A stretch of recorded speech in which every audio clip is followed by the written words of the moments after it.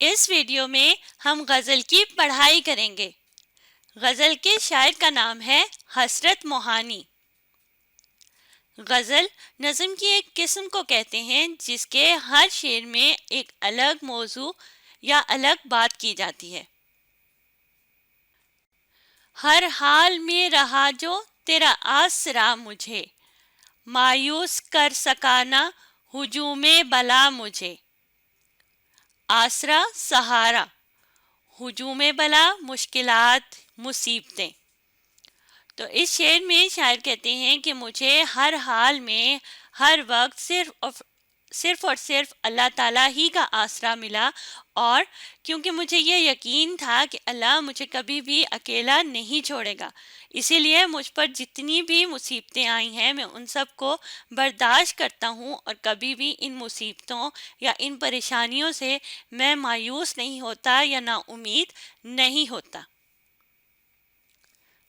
ہر نغمے نے انہی کی طلب کا دیا پیام، ہر ساز نے انہی کی سنائی صدا مجھے۔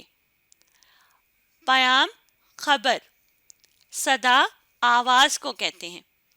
تو یہاں اس شعر میں شاعر کہتے ہیں کہ اللہ تعالیٰ کی موجودگی ہر جگہ پر ہے، یعنی ہر نغمے میں، ہر ساز میں، مطلب ہر چیز میں، ہر جگہ پر مجھے صرف اور صرف اللہ تعالیٰ کی ہی نشانیاں نظر آتی ہیں۔ اللہ تعالیٰ کی ہی موجودگی کا ذکر کرتے ہوئے شاعر کہتے ہیں کہ یہ سب چیزیں اللہ تعالیٰ کے ہونے کی گواہی دیتی ہیں۔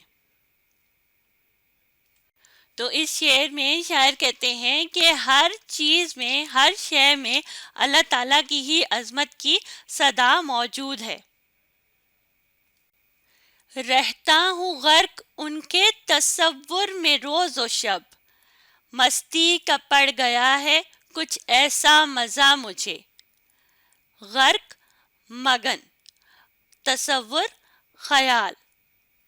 تو یہاں اس شعر میں شاعر کہتے ہیں کہ شاعر اپنی محبوب سے محبت کا اظہار کر رہے ہیں، اور کہتے ہیں کہ میں ہر وقت، ہر لمحہ، یعنی دن رات، روز و شب، دن رات میں اپنے محبوب کے ہی خیالوں میں مگن رہتا ہوں، اور اسے ہی میں سوچتا رہتا ہوں، اور اسے سوچتے رہنے میں اب مجھے اتنا مزہ آتا ہے، اتنی مستی ہے، مزہ آ رہا ہے کہ جیسے مجھے ایک نشہ ہے، اور میں اس نشے میں اتنا زیادہ کھو جاتا ہوں، اور مجھے بہت زیادہ اس چیز میں لطف محسوس ہوتا ہے۔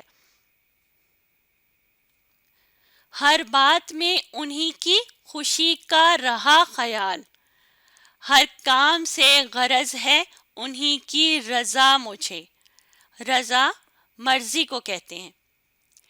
اس شعر میں شاعر کہتے ہیں کہ مجھے ہر قدم پر، یعنی میں جو بھی کام کرتا ہوں، جو بھی میں بات کرتا ہوں، تو اس میں مجھے صرف اور صرف اپنے محبوب کی خوشی کا خیال رہتا ہے، یعنی میں صرف اور صرف اپنے محبوب کی خوشی اور رضامندی کا ہی خیال میرے ذہن میں ہوتا ہے۔ میں انہی چیزوں کو اپنے ذہن میں رکھتے ہوئے ہر کام کرتا ہوں، یا جو بھی میں بات کرتا ہوں اس میں میرے محبوب کی ہی خوشی کا خیال موجود ہوتا ہے۔ حسرت یہ کس کے حسن محبت کا ہے کمال، کہتے ہیں سب جو شاعر رنگی نوا مجھے۔ رنگی نوا کا مطلب ہے اچھا بولنے والا۔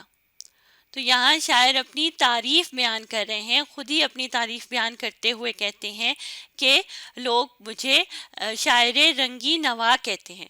یہ ایک ترکیب کا استعمال یہاں اس شعر میں کیا گیا ہے، اور جس شعر میں شاعر اپنی تعریف خود بیان کرتا ہے اس شعر کو کہتے ہیں حسن تعلیٰ۔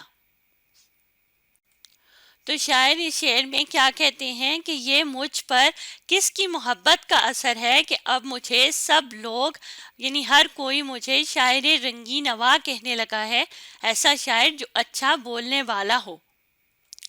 یہ شعر غزل کا آخری شعر ہے جس میں حسرت نے اپنا تخلص بیان کیا۔ شاعر کا نام ہے حسرت موہانی، اور حسرت کے اوپر آپ ایک علامت دیکھیے، اس علامت کو تخلص کی علامت کہتے ہیں۔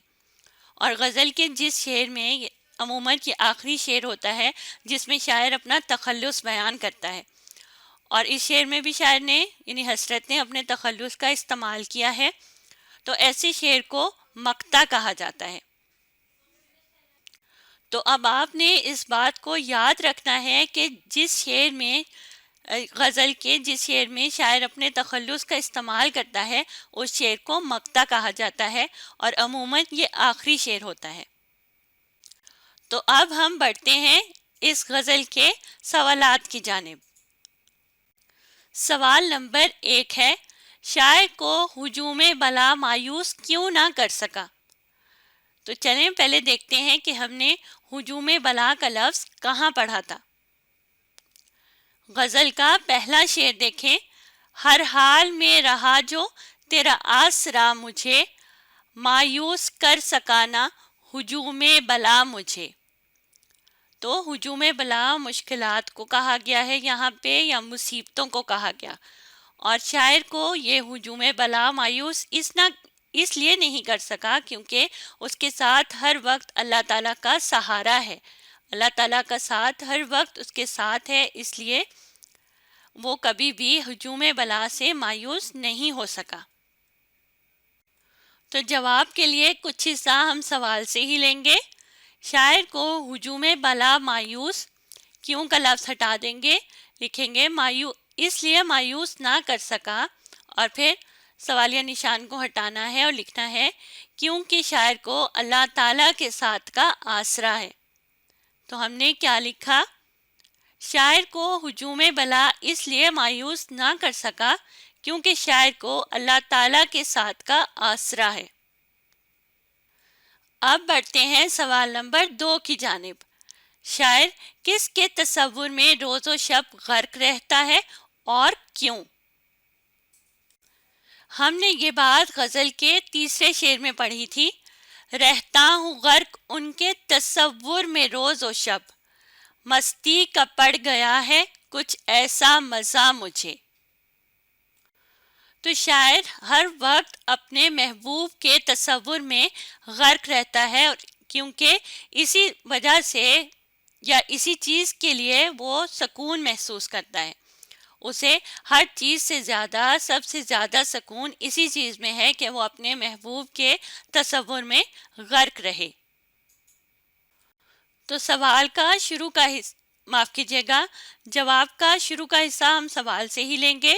شاعر کس کا لفظ ہٹا دیں گے، لکھیں گے اپنے محبوب کے تصور میں روز و شب غرق رہتا ہے کیونکہ اسے اسی بات میں سب سے زیادہ سکون ملتا ہے، اور پھر ختمہ کا نشان لگا دیں گے۔ ختمہ کی علامت کا استعمال یہاں پہ ہے، جس سے مراد ہے کہ یہاں پہ جواب مکمل ہو گیا ہے۔ اب باری ہے سوال نمبر 3 کی۔ ہر نغمے اور ساز کی صدا شاعر کو کس طرف کھینچتی ہے؟ نغمے اور ساز کی جو صدا ہے وہ شاعر کو کس طرف کھینچتی ہے؟ تو چلیں دیکھتے ہیں کہ یہ بات ہم نے کہاں پڑھی تھی۔ غزل کے دوسرے شعر میں ہم نے پڑھا تھا، ہر نغمے نے انہی کی طلب کا دیا پیام، ہر ساز نے انہی کی سنائی صدا مجھے۔ تو اس شعر میں ہر جگہ پر اللہ تعالیٰ کی موجودگی کا ذکر کیا گیا ہے۔ تو ہم جواب کچھ یوں لکھیں گے، سوال میں کس کا لفظ ہٹا دیں گے اور اس کی جگہ لکھیں گے اللہ تعالیٰ کی طرف۔ تو جواب کچھ یوں ہو جائے گا، ہر نغمے اور ساز کی صدا شاعر کو اللہ تعالیٰ کی طرف کھینچتی ہے۔ سوال نمبر 4، شاعر نے اپنے لیے رنگی نوا کی اصطلاح کیوں استعمال کی؟ غزل کے آخری شعر کے دوسرے مصرعے میں بات ہے، کہتے ہیں سب جو شاعر رنگی نوا مجھے۔ رنگی نوا کا مطلب ہوتا ہے اچھا بولنے والا۔ تو شاعر کہتے ہیں اپنی تعریف خود بیان کرتے ہوئے کہ سب لوگ مجھے اب شاعر رنگی نوا کہنے لگے ہیں۔ تو ہم جواب میں لکھیں گے، شاعر نے اپنے لیے رنگی نوا کی اصطلاح استعمال کی، یہاں تک سوال کا حصہ ہے، اور پھر ہے جس میں شاعر اپنی تعریف کرتے ہیں اور کہتے ہیں کہ لوگ مجھے رنگی نوا یعنی اچھا بولنے والا کہتے ہیں۔ ہم نے پڑھا تھا کہ غزل کے ہر شعر میں ایک الگ موضوع یا الگ بات کی جاتی ہے. تو غزل کے پہلے دونوں اشعار میں اللہ تعالیٰ کی موجودگی کا ذکر ہے، اور غزل کے تیسرے شعر میں شاعر اپنے محبوب کے بارے میں بات کر رہا ہے. اب آپ پہلے دونوں مصرے دیکھیے. پہلا شعر دیکھیں. مجھے کا لفظ بار بار آ رہا ہے. ہر شعر کے دوسرے مصرے کے آخر میں مجھے کا لفظ استعمال ہوا. اسے کہتے ہیں ردیف، یعنی ایسے الفاظ جو غزل میں بار بار آ رہے ہوتے ہیں اسے ہم ردیف کہتے ہیں.